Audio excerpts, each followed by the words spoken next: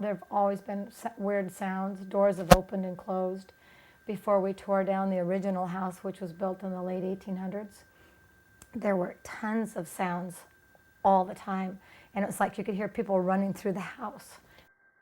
The only thing I know about this property is that it was called Three Pines Ranch, and it was a chicken ranch, and in the 1800s. We have pictures, aerial pictures. I should show you the aerial picture, the old aerial picture of this place. There are no trees. It's shocking. I would, be playing by myself, like reading a book or playing with dolls or something. And a lot of the time I feel like someone was not hovering over me, but kind of watching or peering. And there was always a rule that I had to keep my door open into my bedroom. And I'd like peer, out of the corner of my eye, I would always see like either a little child, sometimes it was a boy, sometimes it was a girl, or like an older man. She would wake up, her bedroom was around the corner, that she would wake up in the middle of the night and see this little girl peeking around her corner of her room, little Native American girl. And she said she tried to talk to her several times, but she'd run away and then she'd disappear. She said she couldn't find her.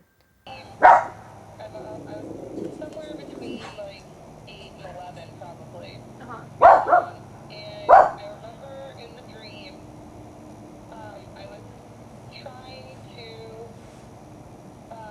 find this child, like this little girl that was probably like 6 years old, and she had dark brown olive skin and long, almost black hair that was barely straight, and she had like straight bangs.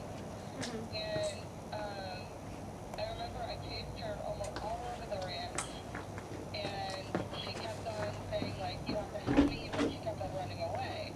And I was trying to get her so I could help her, and because I didn't know what she needed.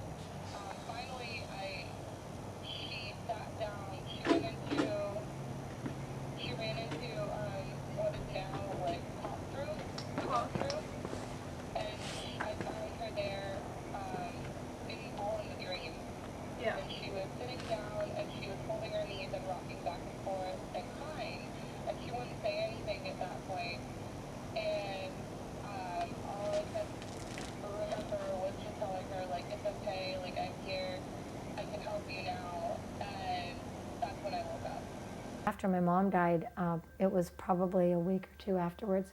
Our bedroom used to be where Allie's bedroom is now, and it was the middle of the night, and I just was sleeping a little restless, and I heard her call my name, and I sat up, and I went, you sit up and you focus and there's nothing there. Well, I heard her call my name again. I went, and all my friends call me KB, but she said, Karen, it was just like she would call me when I was a little girl, when I was younger, when I was living at home, you know.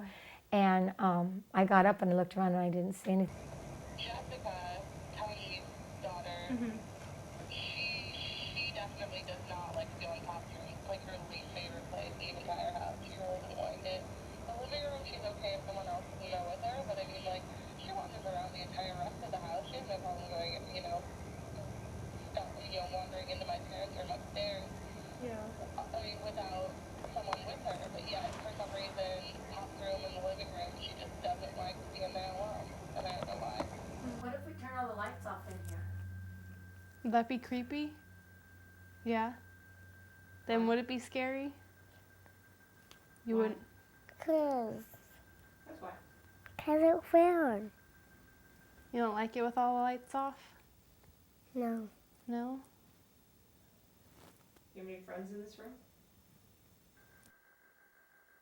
Where did your make-believe friends go? I don't like make-believe friends. You don't? How come?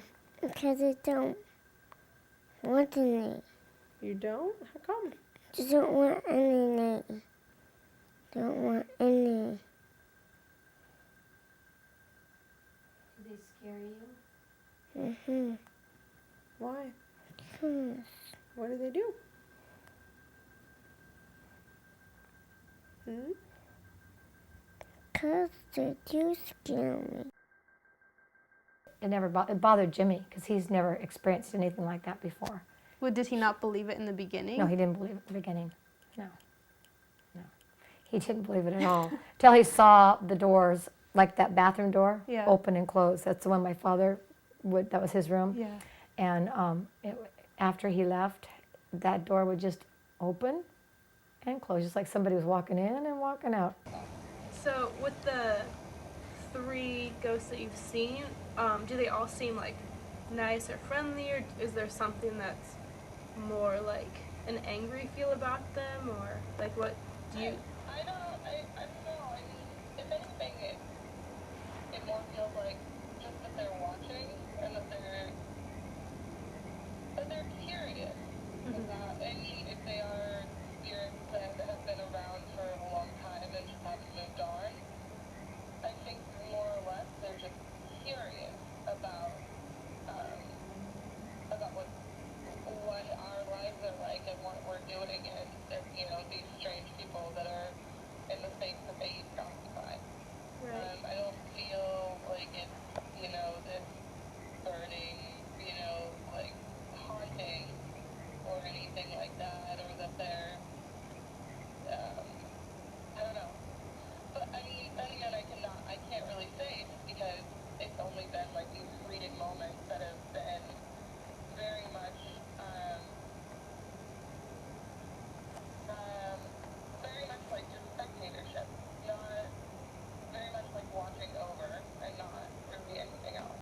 Probably the strangest thing was when Casey was here from Colorado with her son, who was 3.5 at the time, and he was sitting on a stool in the kitchen that you can see from this angle, and he was getting kind of fidgety, so I gave him a flashlight to play with. So he's doing this with a flashlight, making, you know, doing the light everywhere, and he goes, and he's like this, and all of a sudden he goes, "Who is that?" And I said, "What?" And he goes, Who's that in that room, and who's that lady in there?" And I said, "What lady?" And he goes like this, and he holds it for a while, and he goes, "There she is."